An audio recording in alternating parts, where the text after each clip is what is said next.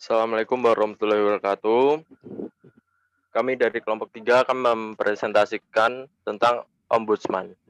Kami dari kelompok 3 beranggotakan 7 orang, yaitu Kania El Santi, Anindya Widya Astuti, Diva Khairunisa, Afifah Mahira Zahra, Rifki Fari Ahmad, Wiradika Putra Palevi, Abdan Rahman Ainun Ali.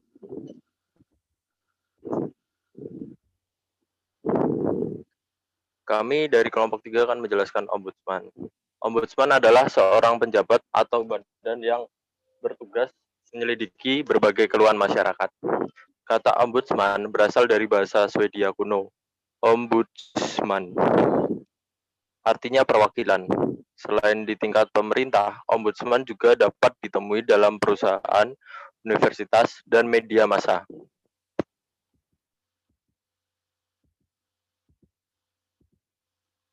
Tugas Ombudsman yang pertama, menerima laporan atas dugaan maladministrasi dalam penyelenggaraan pelayanan publik. 2. Melakukan pemeriksaan substansi atas laporan. 3. Menindaklanjuti laporan yang tercakup dalam ruang lingkup kewenangan Ombudsman. 4. Melakukan investigasi atas prakarsa sendiri terhadap dugaan maladministrasi dalam penyelenggaraan pelayanan publik. 5. Melakukan koordinasi dan kerjasama dengan lembaga negara atau lembaga pemerintahan lainnya, serta lembaga kemasyarakatan dan perseorangan. 6. Membangun jaringan kerja. 7. Melakukan upaya pencegahan maladministrasi dalam penyelenggaraan pelayanan publik. Dan yang terakhir, melakukan tugas lain yang diberikan oleh undang-undang. Fungsi Ombudsman adalah mengawasi penyelenggaraan pelayanan publik yang diselenggarakan oleh penyelenggara negara dan pemerintah, baik pusat maupun daerah, termasuk yang diselenggarakan oleh badan usaha milik negara, serta badan swasta atau perseorangan yang diberi tugas menyelenggarakan pelayanan publik tertentu.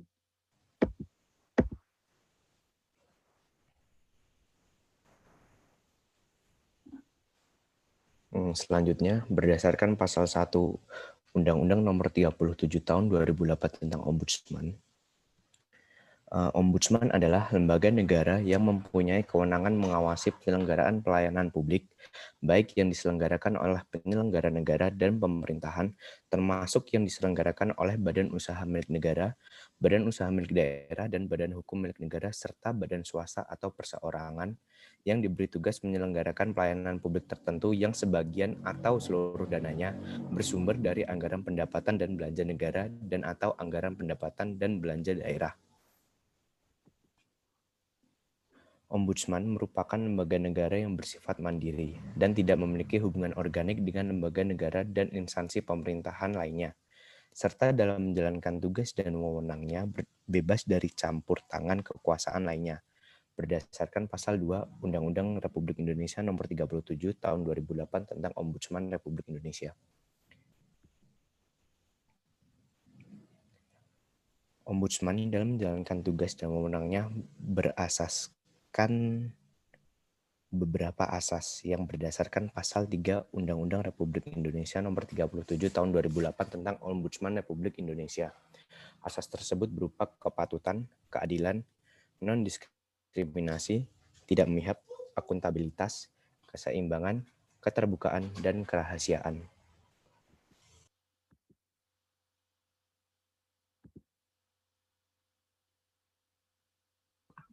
Adapun visi Ombudsman RI, yaitu Ombudsman Republik Indonesia itu yang berwibawa, efektif, dan adil. Yang kedua ada misi Ombudsman RI. Yang pertama, memperkuat kelembagaan. Yang kedua, meningkatkan kualitas pelayanan Ombudsman RI. Yang ketiga, meningkatkan partisipasi masyarakat.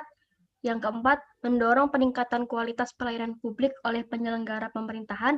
Dan yang terakhir, memperkuat pemberantasan dan pencegahan maladministrasi dan korupsi. Cara dan syarat sampaikan pengaduan ke Ombudsman. Yang pertama ada fotokopi identitas diri, bisa berupa KTP, paspor, atau SIM. Yang kedua, uraian kronologi peristiwa, tindakan, atau keputusan yang dilaporkan meliputi surat kuasa asli serta fotokopi identitas pemberi dan penerima kuasa apabila pelapor bukan korban langsung.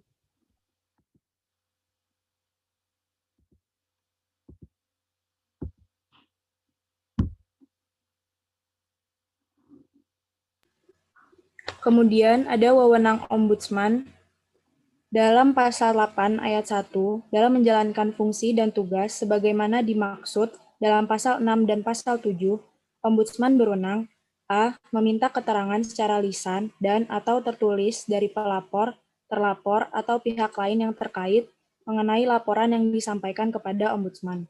B. Memeriksa keputusan, surat menyurat, atau dokumen lain yang ada pada pelapor ataupun terlapor untuk mendapatkan kebenaran suatu laporan. C. Meminta klarifikasi dan atau salinan atau fotokopi dokumen yang diperlukan dari instansi manapun untuk pemeriksaan laporan dari instansi terlapor. D. Melakukan pemanggilan terhadap pelapor, terlapor, dan pihak lain yang terkait dengan laporan. E. Menyelesaikan laporan melalui mediasi dan konsiliasi atas permintaan para pihak. F. Membuat rekomendasi mengenai penyelesaian laporan, termasuk rekomendasi untuk membayar ganti rugi dan atau rehabilitasi kepada pihak yang dirugikan. G. Demi kepentingan umum, mengumumkan hasil temuan, kesimpulan, dan rekomendasi. Dalam ayat 2, selain wewenang sebagaimana dimaksud pada ayat 1, Ombudsman berwenang a. Menyampaikan saran kepada Presiden, Kepala Daerah, atau pimpinan penyelenggara negara lainnya guna perbaikan dan penyempurnaan organisasi dan atau prosedur pelayanan publik. B. Menyampaikan saran kepada Dewan Perwakilan Rakyat dan atau Presiden, Dewan Perwakilan Rakyat Daerah dan atau Kepala Daerah agar terhadap undang-undang dan peraturan perundang-undangan lainnya diadakan perubahan dalam rangka mencegah maladministrasi.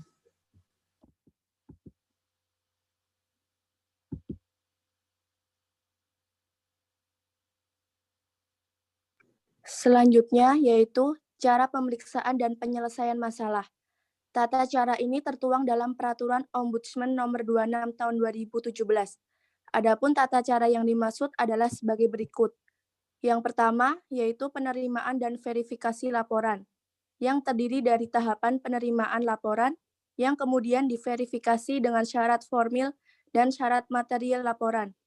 Yang kedua, pemeriksaan laporan, yang terdiri dari maladministrasi, pemeriksaan dokumen, klarifikasi, dan pemanggilan, pemeriksaan lapangan, laporan, akhir hasil pemeriksaan, respon cepat Ombudsman.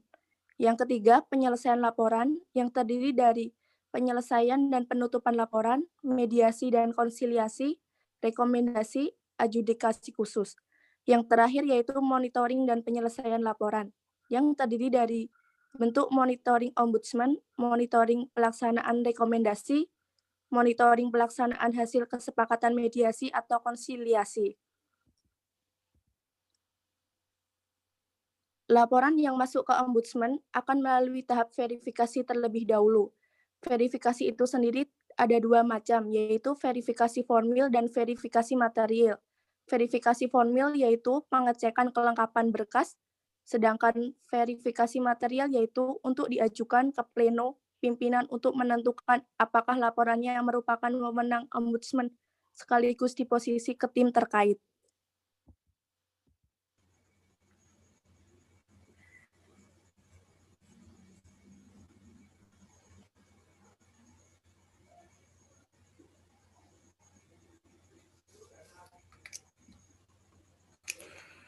Kemudian, berdasarkan Peraturan Ombudsman Republik Indonesia Nomor 43 Tahun 2020, struktur keasistenan substansi Ombudsman RI ialah yang pertama, pimpinan Ombudsman RI terbagi menjadi 9 yang berupa anggota 1 ialah ketua, anggota 2 wakil ketua, anggota 3, 4, 5, 6, 7, 8, dan anggota 9. Kemudian terbagi lagi menjadi kepala perwakilan yang terdiri dari 34, yaitu keasistenan penerimaan dan verifikasi laporan, keasistenan pemeriksaan laporan perwakilan, keasistenan pencegahan maladministrasi, perwakilan. Dari situ terbagi menjadi 4, yaitu keasistenan utama pengaduan masyarakat yang berupa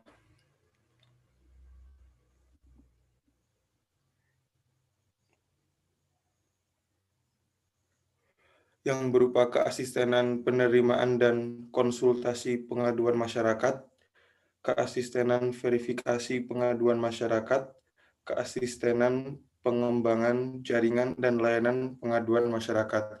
Yang kedua ialah keasistenan utama manajemen pencegahan maladministrasi yang berupa keasistenan deteksi, keasistenan perlakuan pelaksanaan saran, keasistenan manajemen pengetahuan.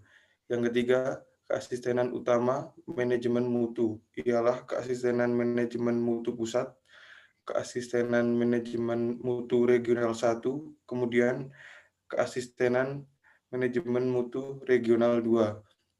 Yang keempat ialah keasistenan utama resolusi dan monitoring, yaitu keasistenan pengelolaan LAHP, keasistenan resolusi, dan keasistenan rekomendasi dan monitoring.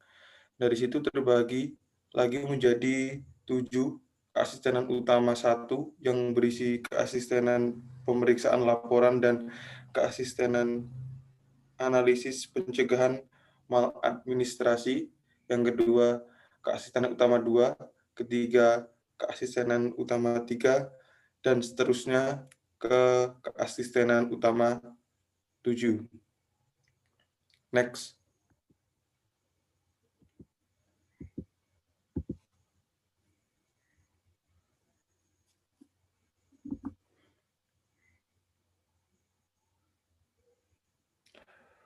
Berdasarkan peraturan Sekretaris Jenderal Ombudsman RI nomor 1 tahun 2018, struktur organisasi Sekretariat Jenderal. Yang pertama, Sekretariat Jenderal Ombudsman Republik Indonesia, yaitu Inspektorat. Kemudian terbagi menjadi 5 kelompok jabatan fungsional, yaitu yang pertama, Biro Perencanaan dan Keuangan, yang kedua, Biro Hukum, Kerjasama dan Organisasi, yang ketiga, Fasilitasi Pelayanan Teknis, yang keempat, Biro Hubungan Masyarakat dan Teknologi Informasi, dan yang kelima, Biro Sumber Daya Manusia dan Umum.